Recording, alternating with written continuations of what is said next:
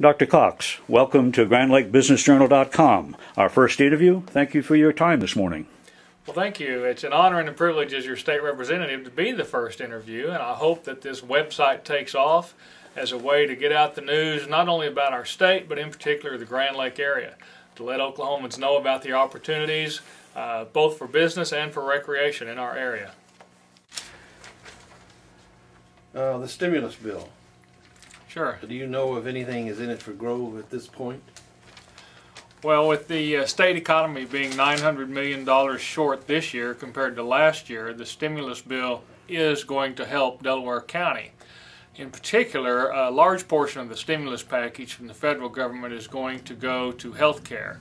That's going to enable us to continue our state insurance, known as Medicaid, for children of poor families, elderly, low-income people, Oklahoma citizens who are disabled, and Oklahoma citizens who are blind.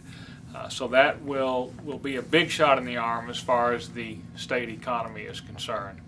Another part of the stimulus package is going to go to transportation, and that is important, particularly for Delaware County with our Highway 59 road project going on. We are about $400 million behind in our federal gas tax money that we would normally expect for the year 2010.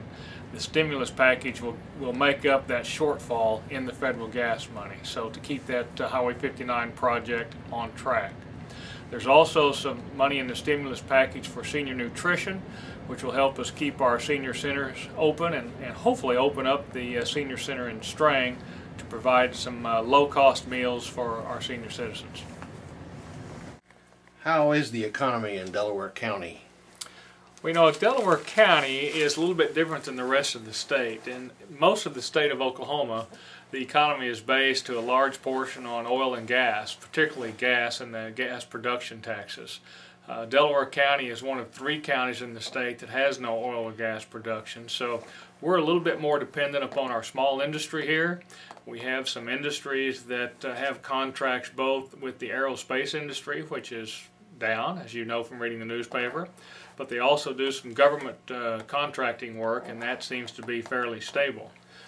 We're highly dependent upon the tourism industry, and the Tulsa Boat Show is a pretty good barometer of that. They had a little bit less of a crowd, but they still sold quite a bit of boats, is my understanding, so we're hoping for a strong summer as far as visitors on Grand Lake. It may be that the downturn in the economy may actually help us by people who would normally, say, travel to Disney World or SeaWorld may elect a vacation a little closer at home, bring their kids, come to Grand Lake and play. $900 million short in the budget in Oklahoma this year. Will that have any impact on the GLA or tourism funding? Well, we want to make sure to the best extent possible that the funding for Grand Lake Association remains intact. With the $900 million shortfall compared to last year, in all honesty, nothing is off the table. There will be some cuts. Presently, the Grand Lake Association is the 3rd best funded, what's called multi-county organization in the state of Oklahoma. We want to make sure that they maintain that good funding level, even if it is a little bit less than last year. The Department of Tourism understands, and I will certainly reinforce that, the importance that the Grand Lake Association plays in bringing tourism to the Grand Lake area. Be legislation to address the issue of puppy mills in Oklahoma. There is a puppy mill bill working its way through the legislature that is basically designed to make sure that breeding kennels have humane and sanitary treatment of their animals. I had some concerns the way the bill was initially written because Delaware County, Grove in particular, depends upon 2 large dog shows every year to help our economy. Those are major weekends as far as our local hotels and local restaurants are concerned. The bill has been rewritten so to have no negative impact on dog shows. I've also had some concerns to make sure the bill did not have a negative effect on hunting trials, field trials, and the bill is still a work in progress. There are changes being made as we speak. The goal is to protect the animals and yet not interfere with commerce, protect the rights of the breeders.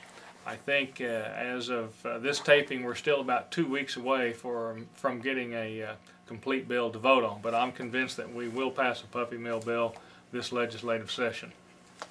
Got anything on the stimulus package? We put in an application for some sewer money. Has that been determined yet? Has not been determined. There's still a lot of details to be worked out yet on the stimulus package about who's going to administer it, how much of the money is going to flow directly to the agencies, and how much is going to flow through the governor or the legislature. There is significant money in there for water systems. That's primarily rural water districts and water treatment plants, more so than the sewage plants. About the Department of Commerce? Well, I think that the Grand Lake area is a great place for businesses to consider locating, and any business that is looking at this area. And we do have a lot of things to offer. We have an available workforce, people ready to go to work, looking for jobs with a good work ethic.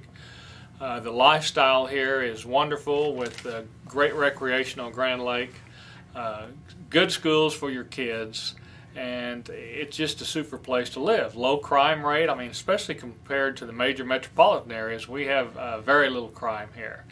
There are some incentives through the Oklahoma Department of Commerce designed to help businesses locate to Oklahoma. If anyone is interested, please feel free to contact me at Doug Cox, DOUGCOX, at okhouse.gov, or city manager here in Grove.